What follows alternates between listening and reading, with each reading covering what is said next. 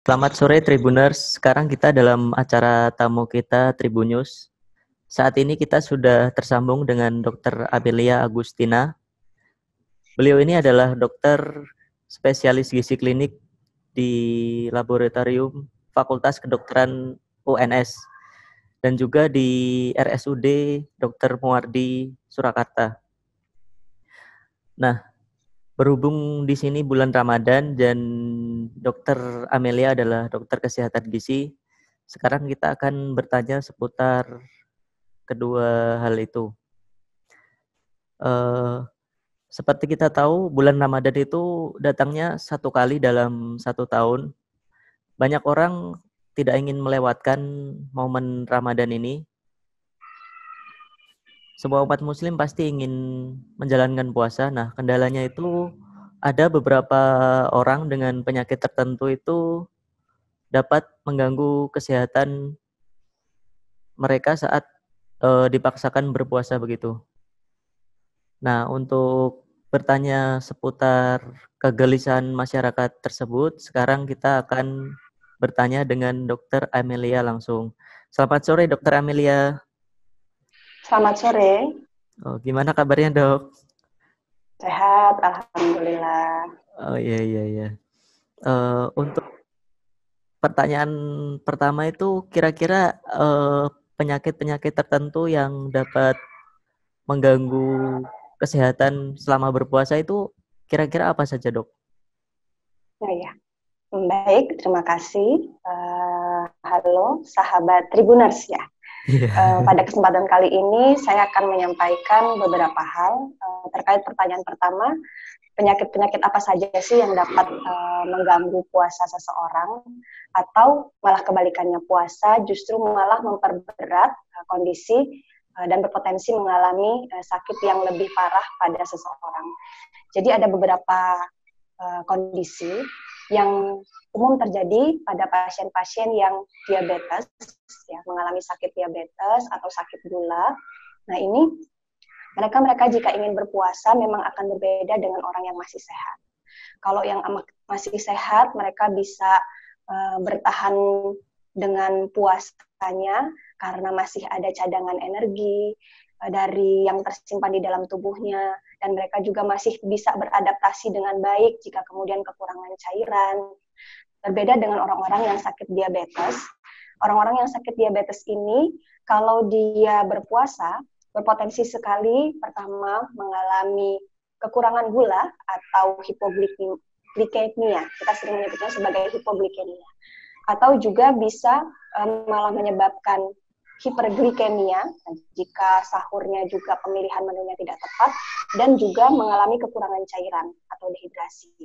Karena pada pasien-pasien dengan sakit diabetes ini mengalami pengaturan tubuh yang sudah berbeda dengan orang-orang yang normal. Jadi mereka ini kondisi tubuhnya ini tinggi dari gula darahnya, sehingga kalau dia berlebihan gula darahnya juga bisa menyebabkan kondisi tertentu, atau bisa bahkan sampai pingsan kalau dia berlebihan gula. Bahkan kekurangan gula pun bisa menyebabkan kondisi hipoglikemia yang salah satu ciri-cirinya dengan dia pusing, pingsan, ataupun sampai penurunan kesadaran, seperti itu. Nah, kemudian penyakit lain lagi yang bisa mengganggu puasa seseorang, misalnya seseorang ini mengalami sakit lambung, tetapi menu makannya pada saat sahurnya tidak diatur dengan baik. Mereka-mereka yang sakit lambung atau punya penyakit asam lambung tetap bisa berpuasa, hanya saja pemilihan menu harus diperhatikan. Karena kalau mereka dengan sakit asam lambung ini tidak memilih menu dengan baik, justru malah puasa ini menyebabkan peningkatan asam lambung dan malah memperparah sakit lambungnya. Kalau dia memperhatikan menu dengan baik, justru malah puasa ini bisa menyebabkan pemulihan karena makannya sudah lebih teratur dan menu yang dipilih juga sudah teratur. Di antaranya dua penyakit tersebut ya, yang memang harus kita perhatikan pada mereka-mereka yang ingin berpuasa. Sebenarnya ada penyakit-penyakit lain, misalnya sakit ginjal ataupun kemudian ada darah tinggi ya, seperti itu. Tetapi karena paling banyak pasien-pasien yang sering bertanya dengan saya itu pasien-pasien dengan sakit diabetes dan pasien-pasien dengan sakit asam lambung, maka kemudian kita jelaskan dua hal tersebut dulu. Seperti itu. Prinsipnya, memang mereka-mereka yang dengan sakit diabetes ataupun asam lambung ingin berpuasa, boleh-boleh saja, tetapi memang harus diperhatikan mulai dari menunya, mulai dari gejala-gejala yang dihadapi kalau misalnya seseorang ini punya sakit diabetes. Kemudian ada kondisi-kondisi lain yang juga harus diperhatikan. Misalnya ibu menyusui dan ibu hamil. Itu juga kondisi-kondisi yang pada saat berpuasa harus punya treatment khusus ya. Tidak bisa seperti orang pada umumnya. Ibu hamil misalnya kalau dia berpuasa, di samping dia memperhatikan pengaturan menu, dia juga harus memperhatikan sebelum berpuasa ini kira-kira bagaimana kondisi janinnya. Karena kan ini untuk dua orang ya, untuk dirinya sendiri dan untuk janinnya. Nah, sebelum berpuasa makanya harus konsultasi dulu ke dokter. Dia harus tahu dulu apakah berat dari janin ini normal sesuai dengan usia kehamilannya, apakah dengan berpuasa tidak mempengaruhi dari kesehatan ibu dan kesehatan janinnya. Nah, kalau misalnya sudah mendapatkan informasi dari dokter bahwa tidak ada gangguan apa-apa, silahkan berpuasa, dan tentunya dengan memperhatikan mulai dari makanannya, mulai dari kecukupan kalori, kecukupan zat gizi, dan kemudian kecukupan cairannya. Itu pada ibu yang hamil. Kemudian kondisi khusus lainnya adalah ibu-ibu yang menyusui. Nah, apakah mereka boleh berpuasa? Boleh saja ya. Mereka berpuasa, tetapi juga harus diperhatikan ibu yang berpuasa dalam kondisi menyusui ini jangan sampai dengan berpuasa mengurangi produksi dari ASI seorang ibu. Apalagi pada ibu yang dia masih menyusui eksklusif, jangan sampai sekali dengan kita berpuasa kualitas ASI-nya menjadi menurun, banyak atau kuantitas ASI-nya jadi menurun, sehingga memang harus diperhatikan betul kondisi-kondisi ini. Seperti itu. Oh iya. Menyambung penjelasan dokter itu kiranya ada sekitar 4 pertanyaan lagi, Dok. Silakan. Untuk tips-tips itu yang pertama dulu yang terkait diabetes itu menu makanannya harus bagaimana, Dok? Apakah dengan sahur itu harus diatur karbohidratnya dan lain-lain itu? Seperti itu, Dok. Iya. Baik, terima kasih. Jadi pertama pada yang sakit diabetes ya. Pertama tadi saya sampaikan dia harus konsultasi dulu dengan dokternya. Apakah dengan berpuasa pasien ini mengalami kondisi yang baik atau tidak ya. Jadi harus dapat rekomendasi dulu dari dokter yang merawatnya. Kemudian yang kedua, pasien harus tetap mengonsumsi obat yang sudah diberikan oleh dokter penyakit dalam biasanya ya, dokter yang merawat tersebut. Kemudian selanjutnya pasien juga harus bisa mengenali tanda-tanda yang berpotensi akan terjadi pada orang-orang yang sakit diabetes. Jadi orang-orang yang sakit diabetes kalau berpuasa berpotensi sekali mengalami pertama hipoglikemia atau kondisi kekurangan gula yang ditunjukkan dengan ciri-ciri mulai dari biasanya itu lemas, pusing, kadang sampai keluar keringat dingin, kadang bahkan sampai pingsan ya. Seperti itu. Dia harus mengenali ciri-ciri tersebut. Kemudian harus mengenali ciri-ciri dehidrasi atau kekurangan cairan karena berpotensi mengalami dehidrasi juga. Kemudian harus mengenali juga tanda-tanda ketoasidosis. Biasanya 3 kondisi ini yang mungkin terjadi pada saat orang diabetes melakukan puasa. Jadi pertama dia harus tahu dulu, harus konsultasi dulu boleh atau tidak. Kemudian selanjutnya adalah obatnya harus tahu dosisnya dan diminum dengan teratur pada saat puasa. Kemudian juga harus mengenali ciri-cirinya tadi kalau dia berpuasa apakah berpotensi mengalami mulai dari hipoglikemia, ketoasidosis, dan dehidrasi. Kemudian selanjutnya pasien juga dianjurkan untuk punya alat pengontrol gula. Ya biasanya alat pengontrol gula yang ditusukkan di ujung jari itu sebaiknya pasien memiliki sehingga saat pasien ini berpuasa kemudian mengalami pusing misalnya atau mengalami tanda-tanda hipoglikemia, dia bisa sesegera mungkin untuk periksa secara mandiri dan melihat bagaimana kadar gula darahnya. Kalau kadar gula darahnya rendah, ya misalnya di bawah 50, bahkan ada yang di bawah 100 sudah menunjukkan gejala-gejala hipoglikemia, harus berbuka ya, jangan dipaksakan karena kan mereka krusial. Kemudian selanjutnya adalah pemilihan menu. Ya. Yang harus diperhatikan adalah pasien-pasien dengan diabetes ini jenis karbohidratnya harus diperhatikan. Jumlah karbohidratnya juga harus diperhatikan. Apa maksudnya? Jadi orang-orang sakit diabetes ini kan kalau dia makan karbohidrat ataupun gula yang banyak, dia di satu sisi bisa mengalami tinggi di darahnya, ya, gula darahnya. Tetapi kalau dia kurang, dia juga bisa drop. Sehingga harus dipilih menunya. Biasanya kita menganjurkan untuk jumlah karbohidratnya ini sesuai dengan berat badan pasien, nanti disesuaikan. Kemudian pilih juga karbohidrat yang jenisnya karbohidrat kompleks. Apa itu karbohidrat kompleks? Jadi karbohidrat kompleks ini suatu jenis makanan pokok yang mengandung karbohidrat yang dia tersusun dari lebih 3 molekul C, ya, molekul C namanya. Dan di sini tersusun lebih kompleks sehingga saat dimakan oleh seseorang dicerna dan kemudian dimetabolisme, karena susunannya ini kompleks, dia dipecahnya lebih lama, dimetabolismenya lebih lama. Apa keuntungan di metabolismenya lebih lama? Saat masuk ke dalam tubuh kita, karena lama ini akhirnya dia bertahannya cukup lama. Padahal kan tadi kita puasa lama ya, 13-14 jam. Jadi lebih hemat dia dipecahnya, sehingga membuat kadar gula darah itu lebih stabil. Itu yang pertama. Kenapa harus karbohidrat kompleks? Selanjutnya, karbohidrat kompleks ini juga biasanya dia tinggi serat. Makanan-makanan yang tinggi serat ini, dia lama di lambung. Jadi saat dimakan, masuk ke dalam lambung, dia lama di lambung, tadi karena dia lama dicerna, akhirnya lebih membuat rasa kenyang. Oh iya. Membuat rasa kenyang, sehingga pasien-pasien ini jadi tidak ingin, karena memang dia berpuasa, jadi rasa laparnya tidak semakin sering dirasakan. Nah, kemudian ada juga jenis makanan ya, yang disebut dengan indeks glikemik. Jadi indeks glikemik ini merupakan suatu pengukuran, ya kita bisa bilang suatu pengukuran untuk menilai apakah dengan orang makan makanan ini meningkatkan kadar gula darahnya tinggi atau tidak. Nah, pada orang-orang yang sakit diabetes, kita menggunakan makanan-makanan yang masuk golongan indeks glikemik rendah dan sedang.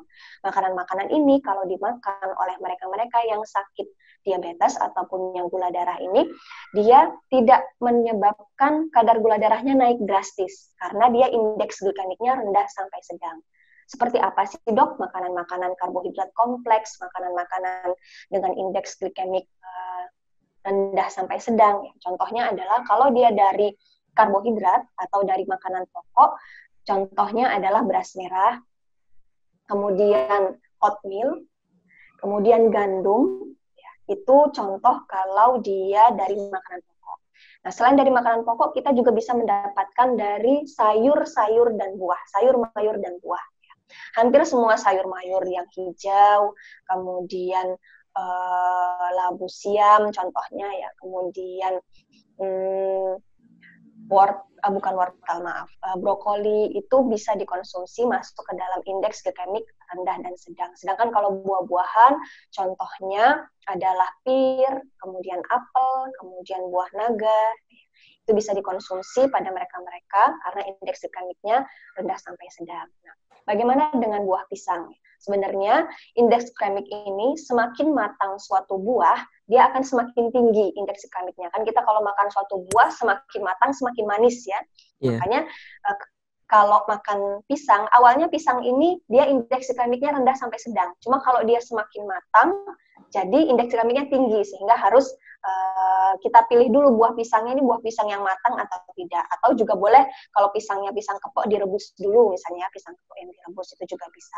Atau dengan mengkombinasi, dok saya kalau makanan yang indeks glikemik rendah sampai sedang nggak masuk, nggak kolu istilahnya ya kalau kita ini orang Jawa bilangnya, dikombinasi dengan yang indeks glikemiknya sedang tadi atau tinggi tadi dengan yang indeks glikemiknya rendah, meskipun itu harus dengan jumlah yang sedikit juga, tidak boleh banyak. Itu yang pertama, pilih jumlah karbohidratnya harus dibatasi, jenis karbohidratnya juga harus dipilih. Kemudian tips berikutnya adalah harus minum yang cukup. Minum yang cukup artinya minimal orang itu minum 8 gelas sehari. 8-10 gelas sehari. Jadi kita atur, dipecah itu bagaimana caranya, mulai dari bangun tidur saat mau sahur sampai nanti tidur lagi. cukup minum 8 gelas. Ya, misalnya saya contohkan saat misalnya bangun sahur, minum dulu 11, kemudian sahur, habis sahur nanti minum lagi 2 gelas, kemudian saat berbuka minum lagi 1 gelas, kemudian pada saat makan besar di berbuka minum lagi 1 gelas, kemudian nanti pas tarawih minum lagi, saat sebelum tidur minum lagi sampai cukup 8 gelas. Jadi harus mencukupi kebutuhan cairannya, ya, seperti itu. Selanjutnya adalah tetap beraktivitas. Jadi meskipun kita berpuasa, punya sakit diabetes, tetap harus beraktivitas. Tapi bukan aktivitas yang berat ya. Melakukan aktivitas rumah, misalnya menyapu, membersihkan rumah. Kalaupun mau berolahraga, silakan olahraga dengan intensitas ringan sampai sedang. Sekitar 30-40 menit menjelang berbuka. Jangan saat siang hari, lemes nanti, kemudian akhirnya malah jadi kekurangan energi dan cairan kalau kita olahraganya siang hari. Jadi justru malah olahraganya mendekati berbuka puasa, ya seperti itu. Olahraga intensitas ringan sampai sedang itu yang seperti apa? Seperti jogging, kemudian seperti senam yang ringan, stretching atau yoga itu bisa dilakukan.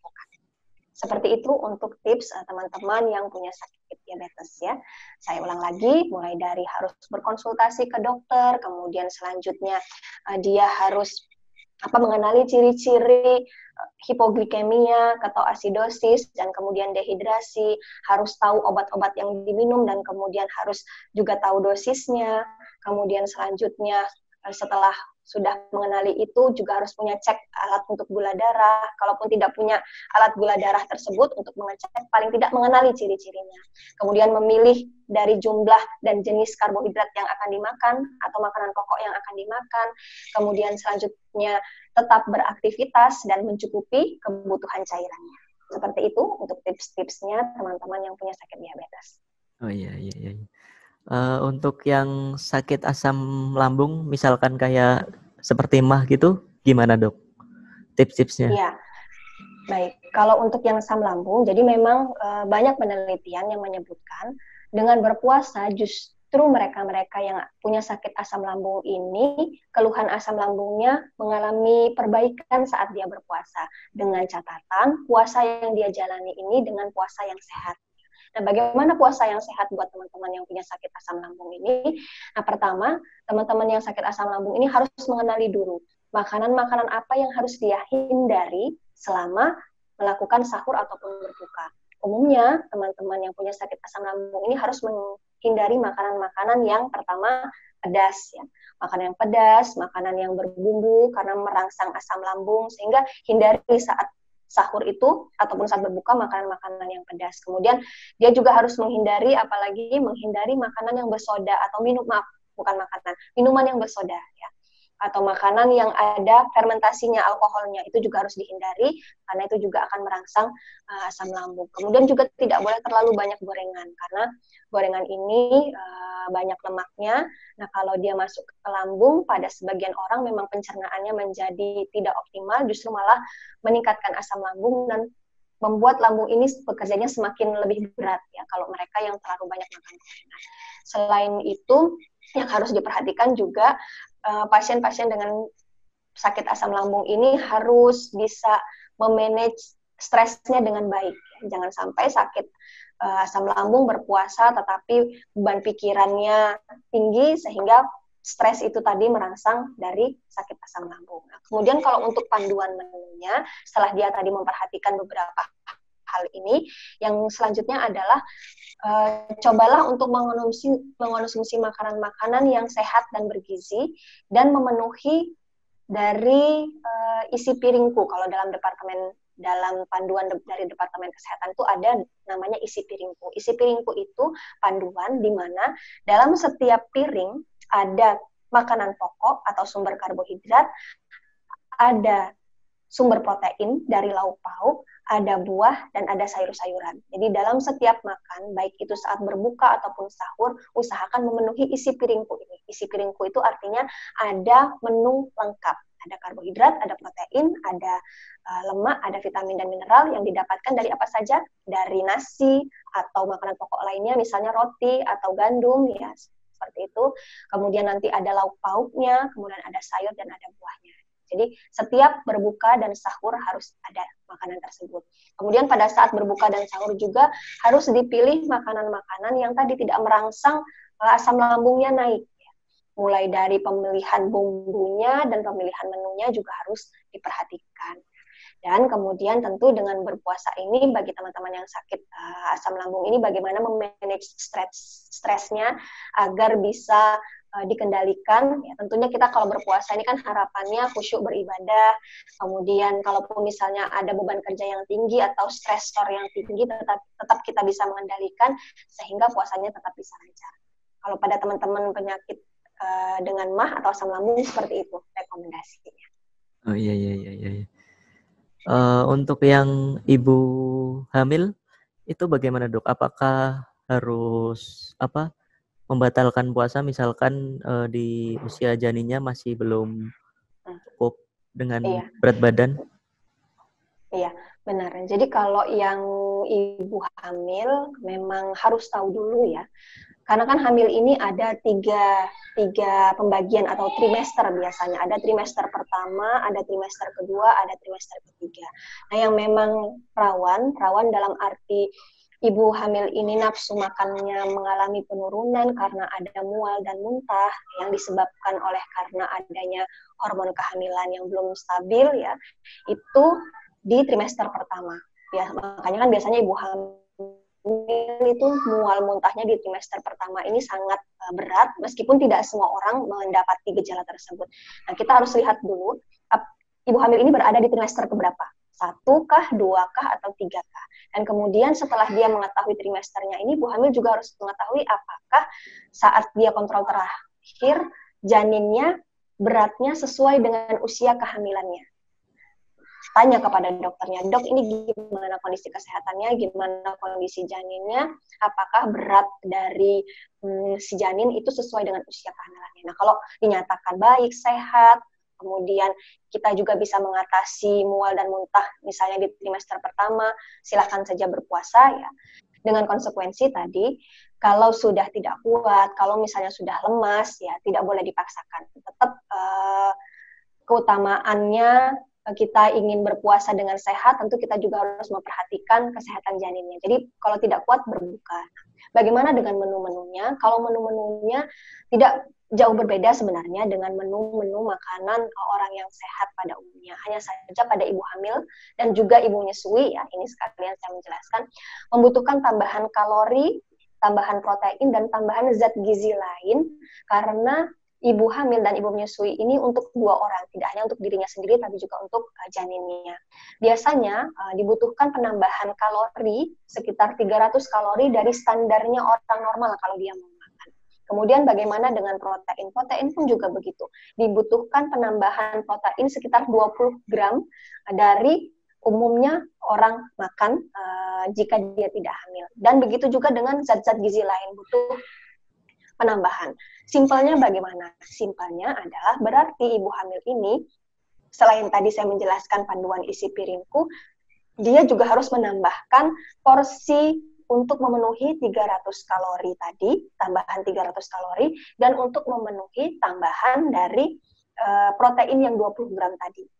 Kalau 300 kalori itu kira-kira ditambah dengan 5 sendok makan nasi dan 1 buah bisa itu 300 kalori ya. 1 buah apel misalnya itu bisa sekitar 5-6 sendok makan, dan 1 buah apel ataupun 1 buah pir itu bisa mencapai ya hampir 300 kalori. Ataupun kalau makan biskuit atau makan kue, dilihat belakangnya itu ya, di belakangnya itu ada komposisi makanan apakah ini sudah 300 kalori atau belum.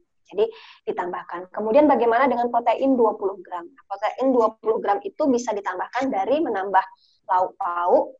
Artinya yang biasanya misalnya hanya makan ayam 1, ditambah lagi ayamnya menjadi 1 potong lagi, jadi dia 2 potong, tapi itu belum cukup. Harus ada tambahan lagi protein misalnya dari telur. Ya, telur itu 1 butirnya ada 7 protein. Jadi kalau kita cuma mau nambahin dari telur saja, paling tidak bisa memenuhi 20 gram protein, itu 3 telur tambahannya. Ya, 3 telur utuh itu bisa memenuhi 20 gram protein. Jadi tambahannya mudahnya tadi ditambah protein 20 gram setara dengan misalnya 3 telur atau 3 lauk hewan, ya. 3 ayam, 3 potong ayam, dan kemudian ditambah lagi tadi kalorinya sekitar 300 atau sekitar tadi nasi sekitar 5 sendok makan dan ditambah buah ya. Buah satu porsi atau satu buah apel atau satu buah pir atau satu potong sedang pepaya. Itu kalau dari penambahan kalori dan penambahan protein serta zat gizi lainnya. Kemudian yang harus diperhatikan berikutnya adalah minumnya ya sama. Minumnya juga tidak boleh kurang. Ya. Ibu hamil ini juga berpotensi mengalami dehidrasi sehingga ibu hamil juga harus mencukupi kebutuhan cairannya. Kalau normalnya kan tadi 8 gelas, kalau ibu hamil harus lebih banyak dari itu, bisa sampai 10 gelas atau lebih untuk kebutuhan cairannya. Kemudian yang selanjutnya yang harus diperhatikan juga, ibu hamil ini berpotensi sekali mengalami kekurangan zat besi atau kekurangan darah yang disebut sebagai anemia. Atau anemia defisiensi atau anemia gizi besi. Kenapa? Karena ibu hamil ini mengalami pengenceran darah untuk memenuhi kebutuhan darah dari adanya janin ini. Sehingga makanan-makanan yang dia makan juga harus kaya dengan zat besi.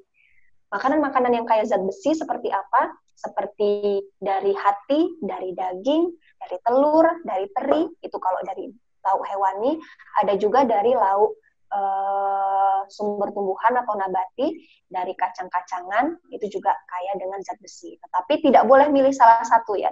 Tidak boleh hanya kacang-kacangan saja, harus dikombinasi antara lauk hewani dan lauk nabati. Jadi ada hati misalnya, ada daging, ataupun misalnya ada telur atau ada ikan, tapi ditambah juga dengan tempe misalnya, seperti itu.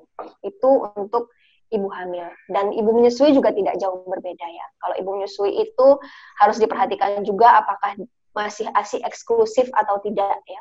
6 bulan pertama biasanya bayi masih ASI eksklusif, sehingga jangan sampai puasanya seseorang ini, puasanya si ibu sampai mengurangi produksi ASI dan mengurangi kualitas ASI. Sehingga tadi panduan isi piringku juga tetap harus diperhatikan, dan penambahan masih sama 300 kalori untuk energinya atau kalorinya, dan penambahan 20 gram protein itu juga tetap berlaku pada ibu yang menyusui. Seperti itu. Oh iya. Begitu?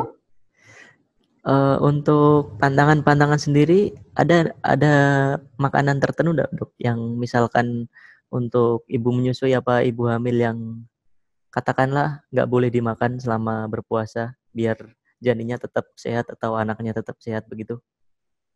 Iya. Sebenarnya yang paling penting makanan dari ibu hamil ataupun ibu menyusui ini lengkap zat gizinya. Lengkap zat gizinya dia semakin bervariasi semakin baik. Bervariasi ini artinya kalau setiap makan harus ada nasi misalnya ya, harus ada lauk pauknya. Lauk pauknya ini misalnya tadi tempe, ayam ya, lauk pauknya, kemudian buah-buahan dan ada sayur mayur seperti itu. Nah, makanan yang harus dihindari jangan terlalu banyak makanan-makanan manis ya. Karena tadi makanan-makanan manis ini biasanya orang kalau sudah makan makanan manis, akhirnya perutnya menjadi kenyang, akhirnya menjadi malas makan makanan yang zat gizinya lengkap ya. Misalnya dia berpuasa, kemudian berbuka dengan yang manis terlalu banyak.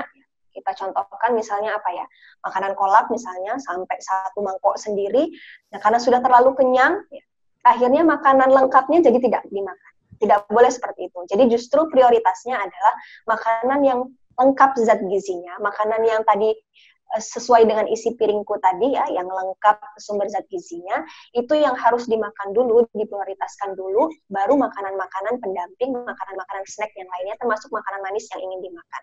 Tapi tidak boleh terlalu banyak ya, seperti itu.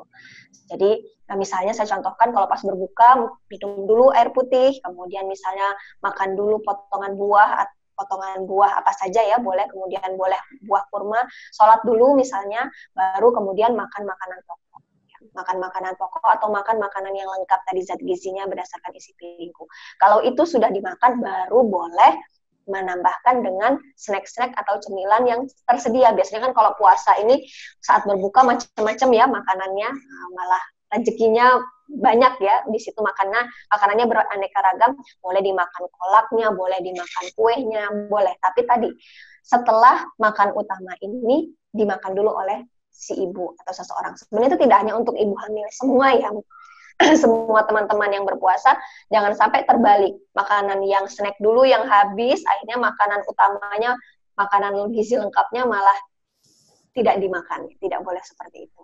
Selain itu, makanan-makanan lain yang harus dikurangi, tadi ya, makanan yang bersoda dan makanan-makanan yang ada fermentasi alkoholnya itu juga dikurangi pada ibu hamil agar tidak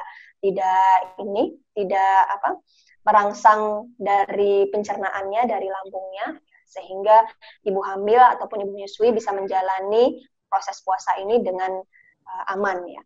Kemudian juga cara pengolahannya biasanya ibu hamil ini kalau dia diolahnya misalnya terlalu pedas ya, itu jadi bisa menyebabkan lambungnya perih, akhirnya malah jadi tidak mau makan ya. Jadi biasanya begini, ibu-ibu dengan kehamilan yang trimester ketiga itu kan bayinya sudah semakin besar, sehingga dia mendesak dari organ-organ pencernaan termasuk lambung. Sehingga kalau salah makan sedikit saja atau makannya terlalu pedas saja itu bisa merangsang dari lambungnya si ibu, akhirnya malah jadi tidak mau makan untuk makanan yang lain yang lebih lengkap zat gizinya. Jadi dipilih menu-menunya, jangan sampai terlalu merangsang pencernaannya si ibu termasuk si lambung ini atau si asam lambung yang ada di lambung tersebut. Seperti itu. Ya. Jadi tergantung trimesternya juga ya. Kalau dia trimester awal, diperhatikan makanan-makanan yang akan merangsang mual dan muntah harus ibu tersebut hindari. Biasanya ibu-ibu udah mengenali nih, saya nggak suka dengan makanan ini karena bikin mual ya. Atau makanan yang terlalu berbumbu atau makanan yang baunya menyengat, dia sudah bisa mengenali. Nah, ini ibu tersebut perhatikan ya, karena berbeda-beda tentu antara satu ibu dengan ibu yang lainnya. Kemudian kalau trimester kedua biasanya relatif lebih aman, kalau berpuasa itu lebih nyaman. Ibu-ibu tidak milih, ya, yang penting dia sehat aja makanannya, bergizi saja silakan saja.